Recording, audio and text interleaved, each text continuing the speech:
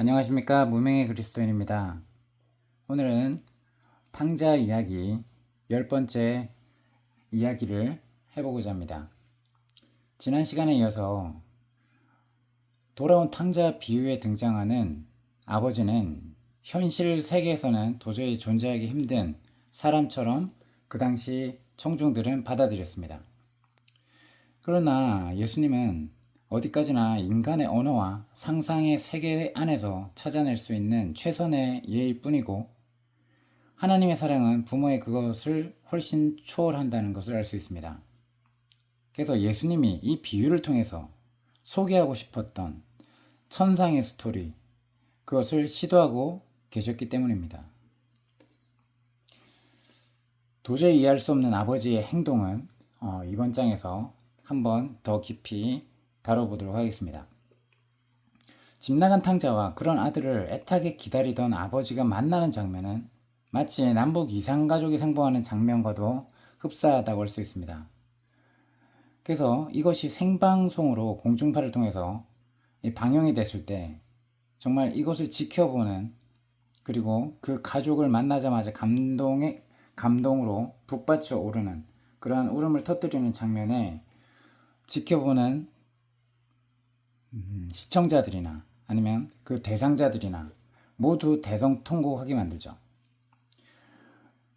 얼싸안고 입을 맞추고 눈물 범벅이 돼서 기뻐하는 그러한 이상 가족의 상봉을 보는 것처럼 현대 성경 독자들의 심금을 울리는 비유라고 할 수 있습니다. 하지만 이 예수님의 비유가 이상 가족 상봉 드라마와 다른 것은 상봉 이후의 장면 또한 파격적이고 충격적이라는 것입니다. 무엇일까요?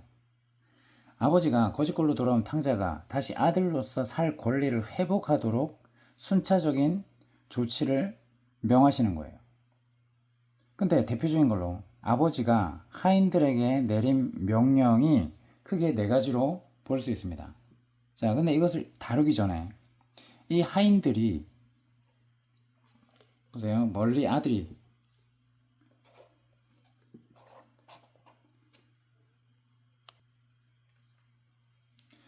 우리가 아버지의 행동에 주목해야 할 점이 있습니다. 하인들이에요. 아들이 멀리서 돌아온 걸 보고 전력 질주로 아버지가 달려가죠. 자, 그리고 하인들에게 명하는 네 가지가 있다고 그랬어요.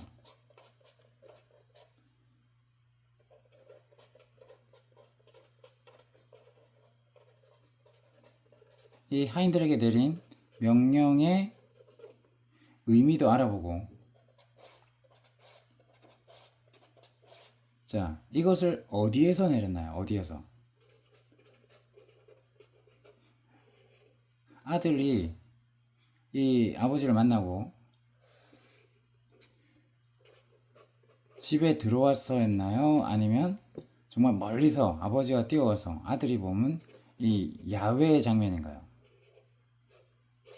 야외죠. 그죠? 그러면 이 명령을 들은 하인들도 어디에 있었어요? 야외였어요.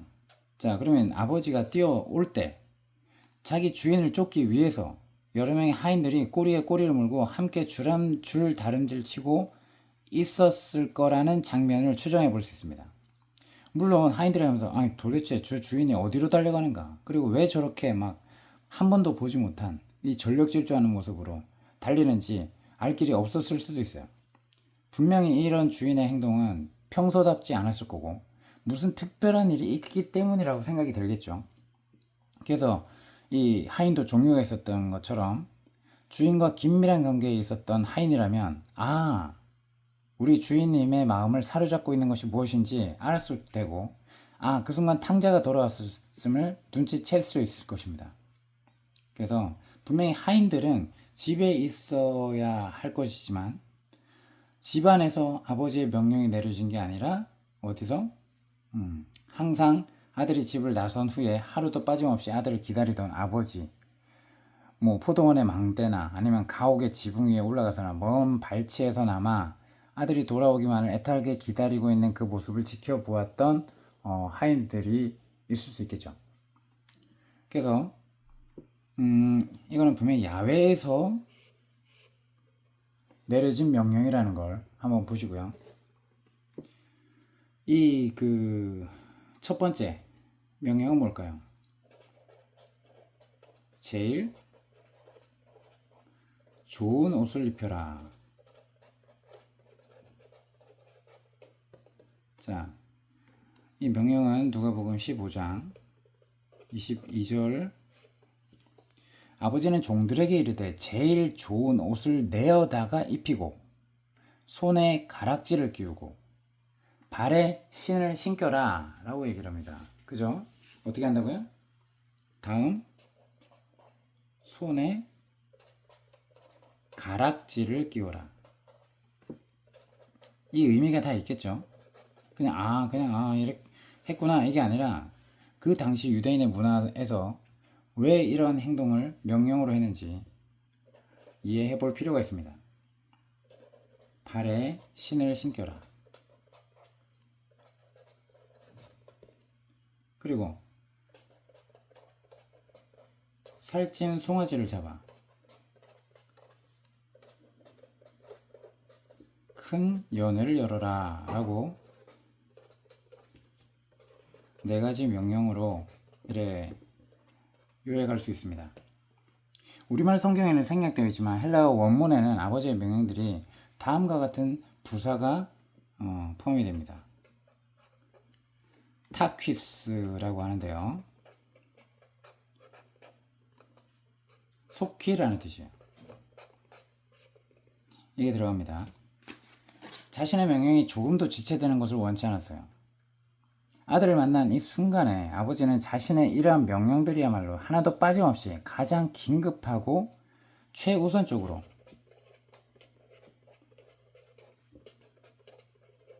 실행되어야만 했던 거예요.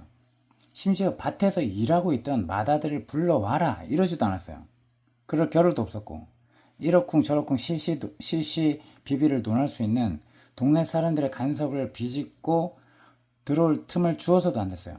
그러다가는 자칫 여론에 휘둘릴 위험이 있고 그렇게 되면 아들의 목숨이 위험해질 수도 있었을 거라는 것을 앞선 영상에서 자세히 설명했었습니다. 그래서 이 아들을 향해 달려가 목을 감싸 안고 포옹을 하고 하염없는 입맞춤을 한 이 아버지는 이미 자신의 제스처로 아들을 향한 즉각적이고 완전한 용서와 사랑을 보여준 거예요. 그죠? 그러나 아버지는 이 정도로 끝내서는 아들의 온전한 회복이 이루어지지 못할 것임을 잘 알았어요. 그래서 아버지는 아들을 받아주기로 한 자신의 용서와 사랑을 구체적인 환영 행사로 확인시켜 주길 원했던 거예요. 그것도 단순한 집안 행사에서만 한 게 아니죠. 온 마을 공동체를 대상으로, 그죠? 성대한 환영 행사를 열기로 한 거예요. 자신과 마을 공동체에게 도저히 씻을 수 없는 모욕과 불명예를 안기고 떠나간 아들이었잖아요. 하지만 이런 탕자 아들의 귀향을 맞는 아버지는 마치 아들이 대단한 성공을 거두고 금이 환영이라도 한 것처럼 아들을 맞이하고 있는 모습이에요. 그죠? 언뜻 자신의 마을을 찾은 고위 특권층의 방문을 맞는 것처럼 보일 수도 있었어요. 탕자는 이 비유에 나오는 둘째 아들 때문에 생겨난 말이죠. 탕자를 가리키는 형용사 방탕한 이라는 단어도 여기서 생긴 말이에요. 방탕한 사람은 자신의 재산을 물쓰듯 흥청망청 써대는 사람을 가리키는 말인데요. 그런데 이 방탕한 아들의 귀향을 막기 위해서 이러한 하인들에게 명령한 환영 행사는 우습게도 호랑방탕한 아버지의 모습을 떠올리게 합니다. 이 스토리 전반부에서 방탕한 아들이 있었다면 이 후반부에서는 아니 이런 것을 야 너 후회해 안 해? 너 아버지 집에 돌아올 면목이 있어 없어? 라고 혼내는 장면이 전혀 없어요. 그래서 후반부에서는 방탕한 아버지의 대꾸를 이루며 등장하는 거예요. 근데 하지만 이 둘 사이에 분명히 다른 한 가지가 있어요. 이 방탕함에 목적이 있는 거예요. 이 아들의 방탕함은 자신의 쾌락과 활락, 탐닉을 위한 것이었다면 아버지의 방탕함은 아들의 귀향을 맞는 기쁨과 축제를 위한 거였어요. 이 기쁨과 감격 가운데 명령을 내리고 있는 아버지를 제외하고 이 광경을 지켜보는 사람 중에는 어느 누구도 눈이 휘둥그레지지 않는 사람이 없었을 거예요. 그 중에서도 가장 놀란 사람은 탕자 자신이었을 거예요. 아버지가 그렇게 해주시라는 것은 생각도 못했을 거예요. 탕자는 눈이 핑 돌고 머릿속은 멍해지고 내가 이 은혜를 감당할 수 없었을 거예요. 그러한 아버지의 사랑이 흠뻑 젖고 있었을 겁니다. 폭풍 감동, 폭풍 눈물의 순간이었죠. 예수님은 회개하고 돌아온 아들에게 이 아버지를 통해서 건네준 이 4가지 선물에 대해서 말씀하고 있는 거죠. 제일 좋은 옷, 그리고 가락지, 반지, 그리고 신발을 신겨줍니다. 현대 성경 독자들은 이 선물이 그저 꾀지지한 아들을 깨끗하고 품위 있게 단장해주는 소품이겠거니 라고 볼 수 있어요. 그냥 어떤 이미지를 이해하지 못했습니다. 하지만 이 비유를 듣고 있던 1세기 유대인 청중의 입장에서는 각각의 선물들이 갖고 있는 강력한 의미들을 확실히 이해하고 있는 거예요. 그러면 탕자에게 건네준 선물들을 명령의 순서가 아니라 그것이 상징하는 의미가 작은 것부터 점차 커지는 방향으로 한번 언급해 보겠습니다. 먼저 신발. 신발은 3가지 선물 가운데 가장 허접해 보이지만 그것이 상징하는 의미는 결코 작지 않아요. 성경에서 그리고 성서시대에 신발의 의미, 유대인들이 보는 신발의 의미, 그죠? 거지걸로 돌아온 탕자에게 신발을 신겨준 아버지를 현대 성경 독자들은 그럼 명품 스포츠와 뭐 나이키나 아디다스 운동화나 이런 것들로 아유 네가 헐벗은 그런 발로 집에 들어가면 안 되지, 내가 너를 꾸며줄게 하고 그냥 마트 가서 사주는 뭐 이런 정도가 아니에요. 신발을 신긴다라고 하는 것은 1세기 유대 문화적 개념에서 특별한 의미가 있다는 거예요. 무슨 의미예요? 탕자를 다시 아들로 받아준다는 공식적인 의식의 의미예요. 그래서 정말 이 의미가 담겨있는 거예요. 신을 신겨라. 아시겠습니까? 그래서 그 다음은 하루하루 납품팔이로 하루하루 날품팔이로 일하는 품꾼들이나 집안에서 일하는 하인들은 신발 없이 그저 맨발로 다니는 것이 관례였죠. 오로지 주인과 그 아들들 그리고 자유인만이 신발을 신고 다녔던 시대예요. 그러므로 아들한테 신발을 신긴다고 하는 것은 집 나간 아들의 신분이 이전에 누리던 아들 신분으로 완전히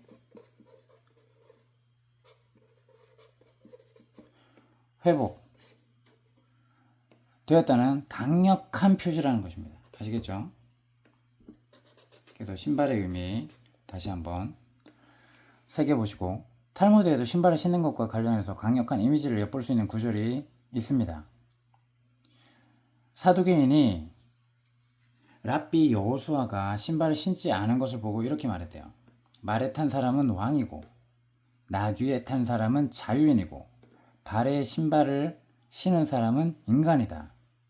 이런 것들이 없는 사람은 차라리 죽어서 땅에 묻히는 편이 낫다 라고 이런 이야기가 탈무드에 등장합니다. 탕자는 아버지 집으로 돌아가기로 결심했을 때 아버지가 자신을 그저 품꾼의 하나로라도 받아주면 감지덕지라고 생각하면서 무거운 걸음을 옮겼고, 아니 이거마저 안 받아주면 어떡하지? 이런 생각을 하고 고민하면서 무거운 발걸음으로 왔습니다. 하지만 아버지 방식은 자신을 맞이할 때 이 탕자 본인도 상상하지 못할 만큼 파격적이었어요. 맞죠? 탕자에게 신발을 신긴 아버지를 보고 이 비유를 듣던 청중은 의기심이 가득한 눈초리로 이렇게 혼잣말을 하지 않았을까 싶다고 했죠. 아니, 검증을 위한 최소한의 시험 시간은 거쳐야 되는 거 아니야? 반성의 시간, 그런 것도 해야 되는 거 아니야? 아들로서 지위를 복권시키는 것이 뭐가 그리 급해서 적어도 탕자의 회개가 얼마나 진지한지 그 진정성을 검증할 시간도 없이 즉각 복권시키는 것은 너무 성급하고 무리한 조치가 아닌가? 물론 청중에 이런 생각은 전혀 이상할 게 없죠. 돌다리도 두드리고 오는. 아니 또다시 집 나간다고 하면 어떻게 해? 응? 그걸 그냥 받아줘? 라고 할 수 있는 거예요. 자, 게다가 자상하고 인자한 아버지의 코드로 접근했다가 탕자에게 호되게 당한 과거의 전력이 있음에도 불구하고 이번만큼은 엄격하고 신중한 아버지의 코드로 접근하는 것이 아들의 장래를 위해서나 가정의 평화를 위해서도 더 지혜로운 전략이 아닐까? 라고 볼 수 있어요. 하지만 아버지가 아들의 진정성을 검증을 했다거나 아들로서의 신분을 복귀하는 데 중요한 몇 가지 특권을 임시로 보류했다든지 하는 임시는 그 어디에서 찾아볼 수 없는 거예요. 맞죠? 아버지는 이와 같이 아들의 지위와 특권을 즉각적이고도 완전하게 복원시킨다는 의미가 여기에 담겨 있습니다. 탕자에게 신발을 신긴 것이 아들로서의 지위와 특권을 복원시킨 것이라면 탕자한테 그 다음에 의미 제일 좋은 옷을 입힌다는 것은 높은 좋은 옷 제일 좋은 옷이에요. 높은 명예를 부여했음을 의미합니다.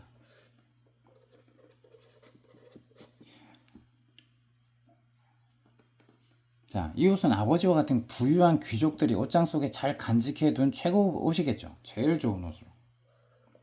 물론 이런 옷은 평상시에 자주 입는 옷이 아니겠죠. 최고의 연회에 참석할 때나 입는 정도의 고급 예복이었을 거예요. 현대적인 개념으로 본다면 뭐 청와대 초청을 받은 어떤 고급 관료라든지 자 그렇다 그러면 아주 값비싼 좀 양복이라든지 뭐 턱시도 이쯤 되지 않을까 싶습니다. 이런 예복을 미처 준비해 두지 않았다면 공식적인 연회에 이렇게 초청을 받을 때 새로 구입하거나 아니면 급히 빌려야만 했겠죠. 마태복음 22장에 나오잖아요. 그죠? 혼인잔치 비유에 이 예복에 대한 이미지를 보여주는 말씀이 등장합니다. 자, 임금이 손님들을 보러 들어와요. 근데 거기서 예복을 입지 않은 한 사람을 보고 이르되 임금이 얘기합니다. 친구여, 어찌하여 예복을 입지 않고 여기 들어왔느냐? 하니 그가 아무 말도 못해. 그러니까 임금이 사원들에게 말합니다.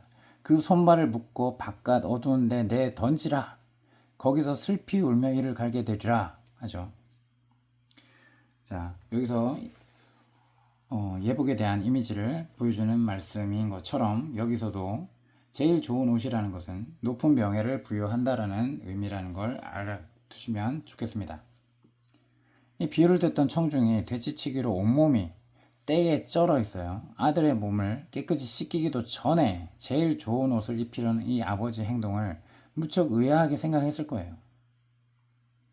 아버지는 아들이 걸치고 있던 누더기 옷을 할 수만 있으면 빨리 가리고 싶었을 겁니다.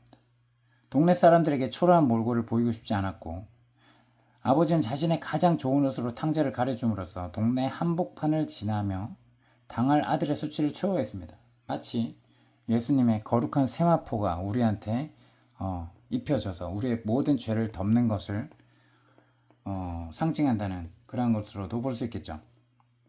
아울러 이 명령은 사람들이 앞으로 아들을 어떻게 대해야 되는지를 공포하는 거죠. 맞죠? 내가 아버지가 아들을 그렇게 했고 이 공동체적으로 받아들이도록 연애를 베푸니 그죠? 앞으로 동네 사람들도 공동체 그 마을 사람들도 아들을 이 돌아온 아들을 어떻게 대해야 하는지를 공표하는 상징적인 의식이었습니다. 곧 아버지는 아들로서 갖는 일반적이고 평범한 명예가 아니라 더 크고 존귀한 명예를 아들한테 부여했습니다. 이 비유 연구가 예레미야스라는 인물이 있어요. 근데 이 구속사적으로 의미를 확장해서 이 아들한테 제일 좋은 옷을 입힌 아버지의 행동을 설명하고 있습니다. 뭐라고 하냐? 즉 이것은 하나님의 죄인들에게 입혀주시는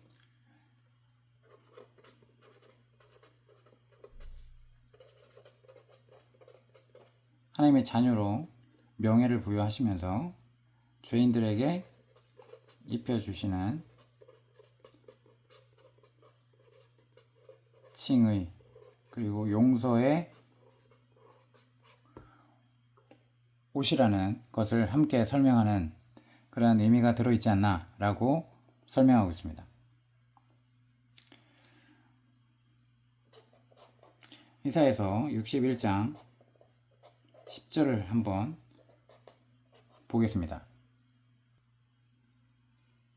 자, 10절에 내가 여호와로 말미암아 크게 기뻐하며 내 영혼이 나의 하나님으로 말미암아 즐거워하리니 이는 그가 구원의 옷을 내게 입히시며 공의의 겉옷을 내게 더하시며 신랑이 사모를 쓰며 신부가 자기 보석으로 단장함 같게 하셨음이라 라고 나와 있습니다. 자, 여기에 구원의 옷을 내게 입히시며 라고 나오죠. 자, 죄인들이 거룩하신 하나님 앞에 나오려고 할 때 가장 걸리는 문제가 뭐예요? 그것은 나같이 지저분한 죄인들도 악인들도 과연 하나님이 받아주실까 하는 자책감이죠. 내가 어떻게 됐는데, 내가 어떻게 하나님을 저주했는데, 하나님 없다고 했는데, 내가 하나님 없는 것처럼 온갖 마음과 생각을 더럽혔는데, 자, 내가 심판받는 존재인 줄 모르고 내 마음대로, 내 뜻대로, 내 의지대로, 내가 원하는 대로 살면 되는 거 아니야? 라고 생각했잖아요. 그죠? 마음으로 살인했고, 미워했고, 분노를 품었고, 혈기를 냈고, 그죠? 이럴 때 죄인들은 자신의 더러운 죄를 어느 정도 씻은 후에 하나님께 돌아가야 되지 않느냐면서 이 죄책감 때문에 자책하면서 시간을 지체합니다. 하지만 이것은 참으로 어리석은 생각이죠. 죄인들은 돼지치기를 하던 탕자가 그런 것처럼 더럽고 냄새나는 모습 그대로 돌이키고 아버지 앞에 나오는 게 중요하다는 거예요. 그러면 하나님께서 탕자의 아버지처럼 영광스러운 구원의 옷과 칭의의 옷으로 말미암아 우리의 모든 수치와 더러움을 가려주시는 것입니다. 그죠? 우리가 거룩한 옷을 입게 되는 것이지 우리가 의지로 하나님께 나아가기 위해서 우리의 죄의 모습을 벗어 던지는 게 우리 스스로 할 수 있는 일이 아닌 것이고, 그죠? 구원은 우리 스스로 이룰 수 있는 것이 절대 아니라는 것입니다. 자, 그 다음 보죠. 반지가 나옵니다. 반지. 가락지. 돌아온 아들한테 준 아버지의 선물은 이 최고의 선물, 히든카드, 이 손가락에 끼우는 반지였어요. 이 반지 역시 현대인들이 쉽게 생각하는 그런 반지가 절대로 아닙니다. 바로 가문의 상징이 담긴 이 문장, 그리고 봉인이 새겨진 인장 반지라는 것입니다.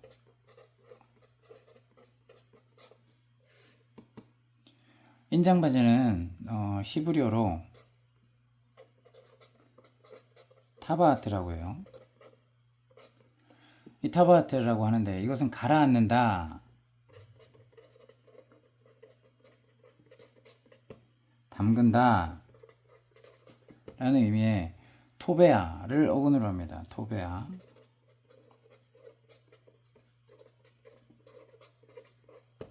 인장 반지를 액체에 담궈요. 그리고 문서에 찍기 때문에 파생된 듯 합니다. 어떤 문서 위에 인장 반지를 찍는다 라고 하는 것은 공식적이고 합법적인 문서가 되는 최종적인 절차를 의미합니다. 인장 반지를 굳이 비유하자면 인감 도장쯤에 해당하죠. 남한테 자신의 인감 도장을 맡기는 것이 자신의 모든 법적인 권위와 권한을 위임하는 의미잖아요.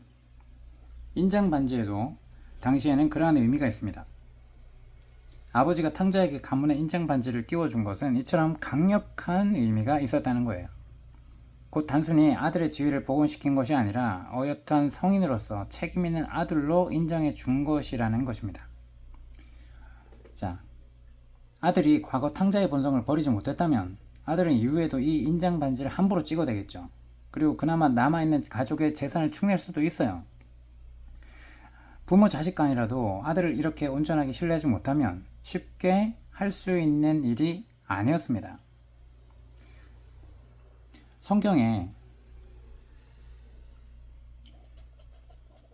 권위,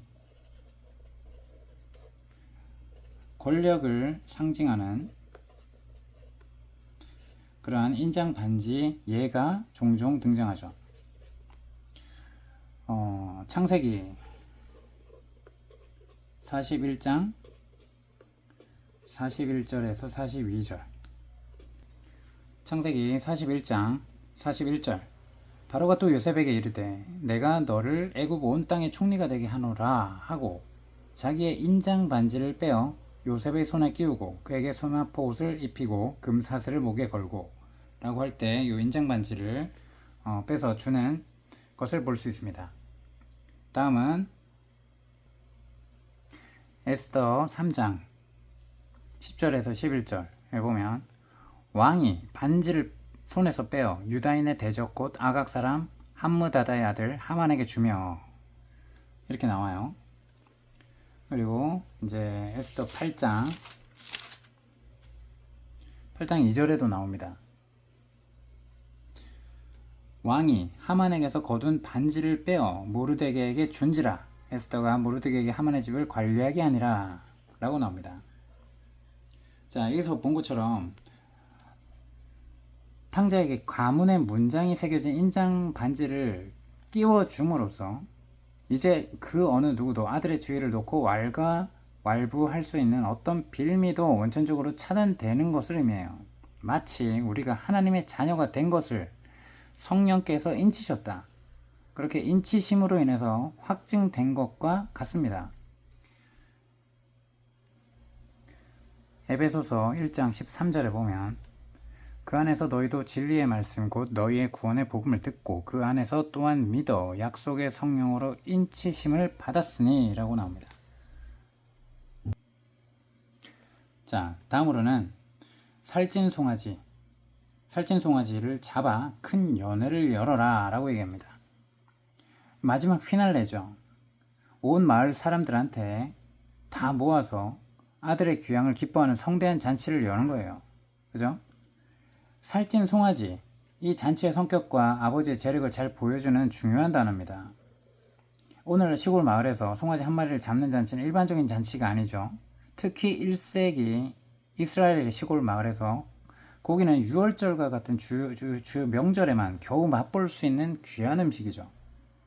더구나 살찐 송아지는 아주 특별한 행사, 곧 맏아들의 결혼식이라든지 나라의 고위 인사가 그 마을을 방문했을 때나 잡는 것으로 어찌 보면 일평생에 단 한 번뿐인 잔치를 위해서 충분히 살찌우고 준비된 것일 수 있어요. 자, 비유의 이 이야기 본문만으로는 아버지가 무엇을 위해서 집안에 살찐 송아지를 준비해 두었는지는 알 수가 없죠. 하지만 이 아버지는 이 살찐 송아지가 어떤 계획과 용도로 준비된 것이든 상관없이 그것을 지금 비유에서 나온 아들의 귀향을 즐거워하는 잔치를 위해서 주저없이 잡기로 결정한 아버지의 모습이 비춰지고 있습니다. 당시 살찐 송아지 한 마리로 최소 한 100명, 한 200명 정도가 먹을 수 있다고 이렇게 보면 되겠죠. 양이나 염소같이 작은 동물이 아니라 이 같은 살찐 송아지를 잡았다는 것은 잔치의 성격을 나타냅니다. 오늘날처럼 냉장고가 없던 시대에 한번 요리한 고기는 어떻게 돼요? 당일에 다 먹어야 하고 그렇지 않으면 썩게 되죠. 결국 살찐 송아지를 잡은 이 잔치는 집안 사람들만 모이는 조촐한 잔치가 아니었음을 온 마을 사람들이 초청된 초대형 공동체 빅 이벤트였다는 겁니다. 아버지가 이렇게 온 마을 사람들을 대상으로 성대한 잔치를 배설한 데는 특별한 목적이 있었겠죠. 그 목적은 뭐라고요? 온 마을 사람들에게 아들의 귀향을 알리고 아들에 대한 자신의 완벽한 용서를 알리고 신분을 완전히 회복시키고 공식적으로 이 반지를 끼고 있다는 것은 이미 권위와 권력을 물려받았다는 것을 인정받았다는 것을 알리기 위함이었어요. 그래서 아울러 아들과 마을 공동체의 관계 회복과 화해를 위한 자리로서 마련된 것이었다는 것입니다. 탕자의 귀환으로 시작되는 이 비유의 후반부를 들으면서 당시 청중은 첫째도 충격, 둘째도 충격, 셋째도 충격, 계속해서 충격적인 비유였다는 것입니다. 이야기 스토리로 봤을 때 당시 상황에서 이렇게 하는 것은 일반적인 문화적인 사고방식이 아니었다는 것입니다. 그래서 무겁게 발걸음을 옮기던 탕자 자신도 예상치 못한 아버지의 엄청난 환대에 놀랄 수밖에 없었고, 아들은 회개를 증명해야 하는 최소한의 기간, 그리고 통과해야 할 육체적인 시련, 그리고 아무런 재적응의 과정도 필요치 않았죠. 그냥 아버지께로 돌이키는 순간 탕자에게는 단번에 모든 특권이 제한 없이 주어집니다. 심지어 인장 도장까지. 인장 도장만큼 탕자가 집을 나서기 전에도 감히 누려보지 못했던 특권입니다. 맞죠? 자, 이 돌아온 탕자 비유에 묘사된 아버지는 이처럼 언뜻 지나치게 과장되고 풍자된 인물로 보일 수 있습니다. 하지만 아버지의 행동은 당시 보편적 세계관에서 볼 때 한참 벗어난 것임을 알 수 있고, 정의라는 관점에서 볼 때도 완전히 상충된 행동이었습니다. 그것을 지금까지 쭉 이어와서 본 거예요. 왜냐하면 아버지는 이미 자식들에게 유산을 나눠 주었기 때문에 물려주었죠. 각각 나눠줬어요. 현재 남아있는 모든 재산은 법적으로 맏아들의 것입니다. 왜? 둘째에게 준 건 다 탕진되었기 때문에. 그죠? 물려준 맏아들 것만의 재산만 남아있습니다. 특히 바리새인들의 율법적 사고를 통해 비친 아버지의 행동은 하나부터 열까지 보면 괴상한 것 투성입니다. 그러면 예수님은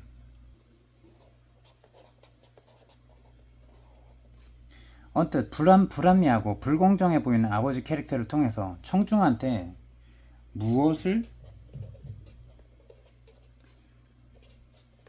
가르치는 메시지였을까요? 그죠? 이 이야기를 통해서 분명히 전하고자 한 내용이 있을 겁니다. 비유 속의 아버지는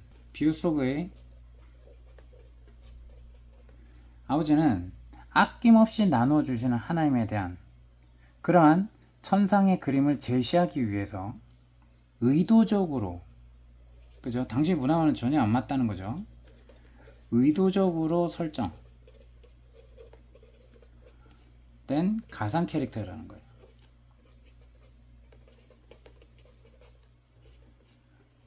천상의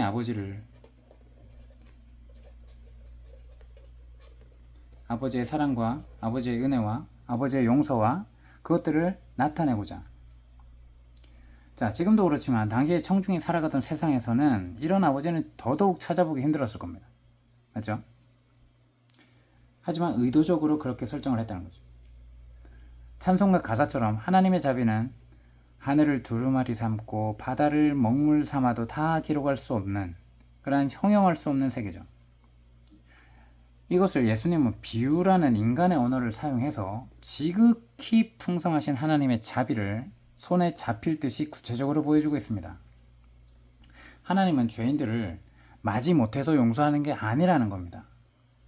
죄인들을 용서해 주려는 열망이 주체할 수 없을 정도로 사랑이 가득하신 분이고, 하나님은 죄인들이 회개의 자리로 나오려고 마음 먹는 순간 아버지께로 얼굴을 돌리고 아버지의 시선을 바라보고 아버지의 뜻을 헤아리는 순간 이미 용서해 주시기로 작정하신 것과 똑같습니다. 어디 그뿐입니까? 죄인된 우리를 의롭다 하시고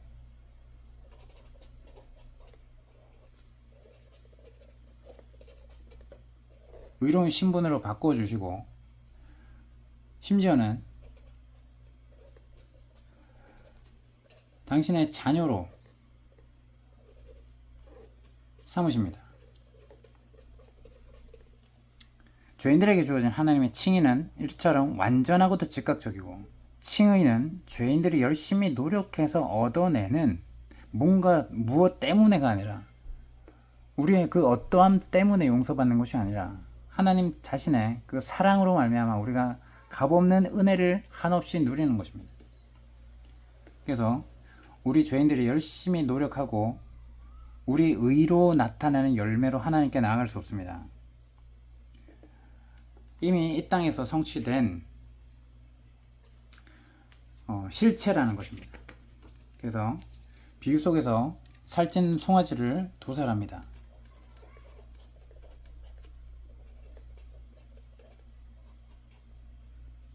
이 예사롭지 않은 잔치는 잃어버린 영혼이 하늘에서 벌어지는 천국 잔치에 대한 완벽한 그림입니다. 이처럼 큰 기쁨이 있는 잔치가 벌어진다는 것입니다.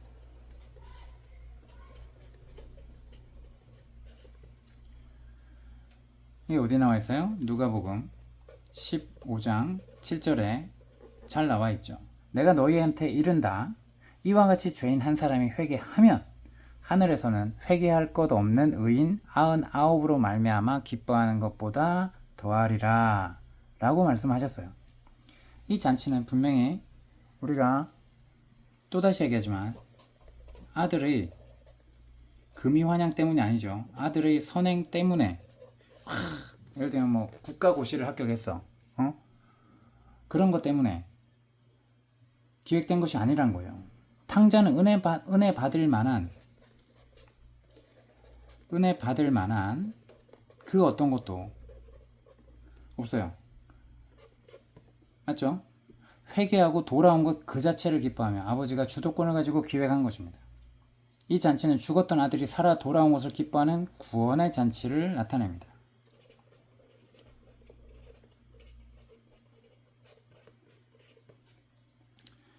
그러면서 누가복음 15장 24절에 이 내 아들은 죽었다가 다시 살아났으며 내가 잃었다가 다시 얻었노라 하니 그들이 즐거워하더라.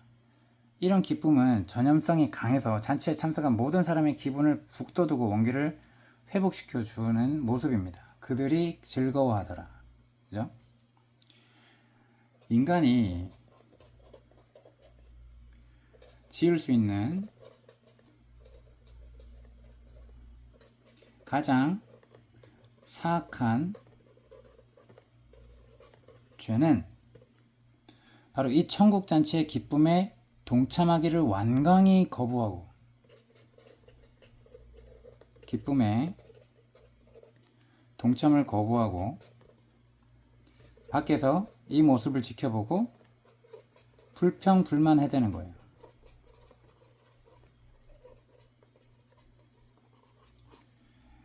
하늘 아버지께서 정말 기뻐하시는데 이에 동참하지 않고 아버지께 불만을 품는 것입니다. 하나님 앞에서 인간이 무엇이 간대. 그죠? 돌아온 탕자 비유는 이렇게 구원의 기쁨을 노래하며 이제 해피엔딩으로 막을 내리려 하고 있어야 하지만 혹시나 하던 일이 잔치석상에서 일어납니다. 그리고 이 비유 스토리는 또 다른 충격적인 반전으로 흘러갑니다. 잔치가 한창 무르익어 모두가 기쁨에 들떠 있어요. 흥겨운 잔치상에 찬물을 끼얹는 인물이 등장하게 됩니다. 바로 큰아들이죠. 그동안 사악한 본심을 애써 감추고 있던 첫째 아들이 급기야 무대 전면에 등장하게 됩니다. 자, 오늘 이야기는 여기까지고요. 다음 마지막 영상이 될 것 같은데 지금 방금 언급했던 것 같이 큰아들의 등장으로 말미암아 또 다른 충격적인 반전으로 흘러가는 그 얘기를 다음 영상을 통해서 이야기해 보겠습니다. 구독, 좋아요, 알림 설정은 사랑입니다. 감사합니다.